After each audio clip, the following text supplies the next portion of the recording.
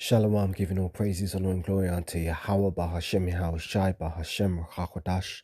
Double honors unto the elders and apostles of Great Millstone that rule well, and Shalom unto the 144,000 elect men of the nation of Israel and the rest of the elect that are destined to be saved. I am the brother Kalab from the GMS UK London Forecasters Camp, coming back at you with another lesson to edify those of which I spoke of. So this is going to be a very quick lesson, because this is a short psalm here. And what the Spirit was on me to do was to go back through the book of Psalms and just reread them. I mean, I've done this a number of times, because, these Psalms are really good to meditate upon because they're like, short prayers that you can recite, and that's basically following in the footsteps of our forefather, King David. Because these psalms were originally written as songs to be sung, and even the scriptures talks about, later in the scriptures, it talks about when Yahweh Shai had his Passover, it said that the apostles sang songs, they sang psalms.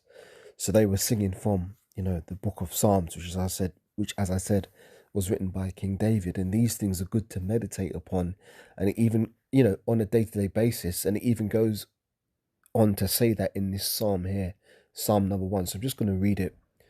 Lord willing, it will be edifying. It says, Psalms 1 verse 1.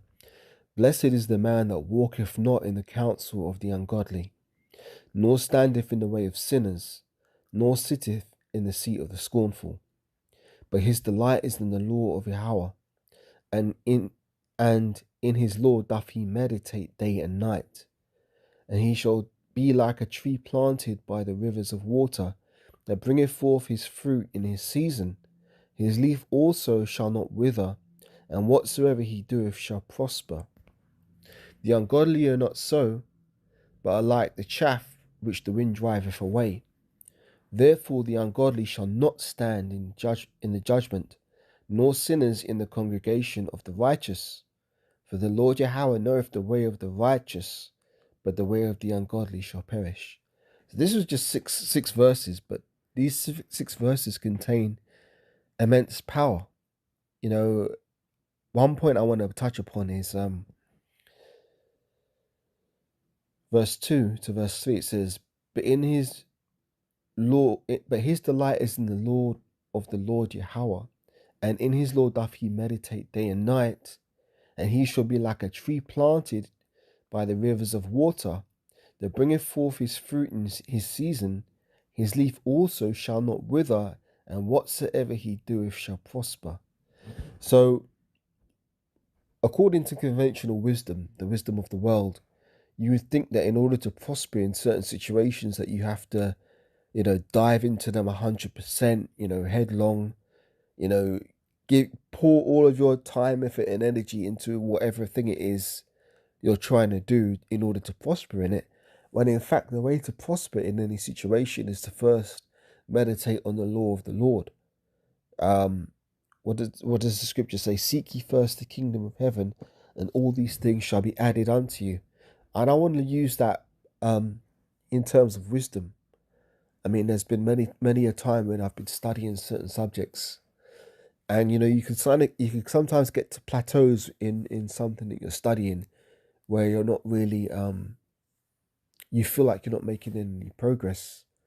But then, the thing that I would do would be to turn back to the scriptures, stop what I'm doing, whatever activity I was working on, and just meditate on the scriptures, read some Psalms, maybe read some Proverbs, maybe read some of the Gospels, and then, believe it or not, you get a breakthrough, you get an epiphany, you get an extra bit of wisdom added onto you that helps you to solve the problem that you was trying to deal with before.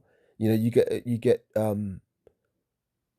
scriptures talk about wisdom being like a feminine spirit. Well, when you draw closer to her, she draws closer to you, and she opens up her secrets and gives you certain understanding, reveals certain mysteries unto you. And where does that come from? It doesn't come from trying to solve problems in a carnal way. That comes from trying to solve problems in a spiritual way, which means returning back to this book, the Bible, because this is our knowledge, wisdom, and understanding in the sight of the nations. this knowledge contained in this Bible is what elevates us above these nations. I mean, we're already elevated in our spirits because we're Israelites and the world was made for our sakes. But really, what gives us that spiritual edge over the other nations is our connection to this book.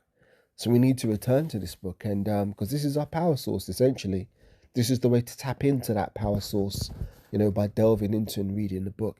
Now I'm going to bring out another piece that this is Revelation 1 and 3, which kind of confirms what I'm just saying. Revelation 1 and 3 says this: Blessed is he that readeth, and they that hear the words of this prophecy, and keep those things which are written therein, for the time is at hand.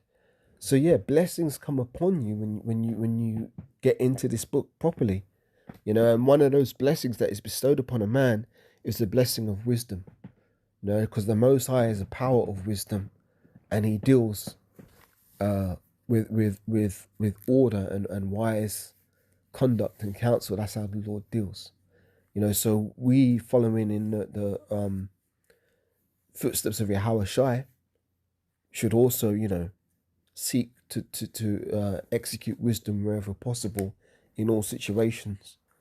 And this goes to problems in life, the issues that we deal with in life. Guess what? There's an answer for everything, and it's all contained within this Bible. The question is, do you have the love, tenacity, and patience to stick with it? Because a lot of people say, "Oh, I love God." They'll claim they love God, but when it comes to actually seeking Him out, which is by delving into this Word, a lot of people don't have the heart or the stamina for it. But that's the way the Most High has made it, because at the end of the day, these words are for the elect, and for those who are not of the elect, they're not going to be able to receive this word because it wasn't for them.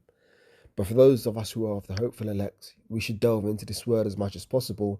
Hence why, I'm going to be going through the Psalms.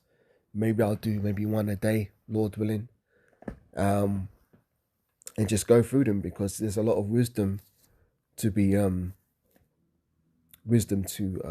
from here. So yeah, that's just a quick hit through the spirit. I was just doing some reading there, and I thought, let me just put the video on and do a quick lesson on this. Lord, it's been edifying. So with that, I want to once again give all praises, honor, and glory unto Yahweh, Bahashem, Yahweh Shai, Bahashem, Rahakadash, double honors unto the elders and apostles of Great Millstone of well, and Shalom unto the 144,000 elect men of the nation of Israel, and the rest of the elect that are destined to be saved. And I'll catch you on the next lesson, Lord willing. Shalom for now.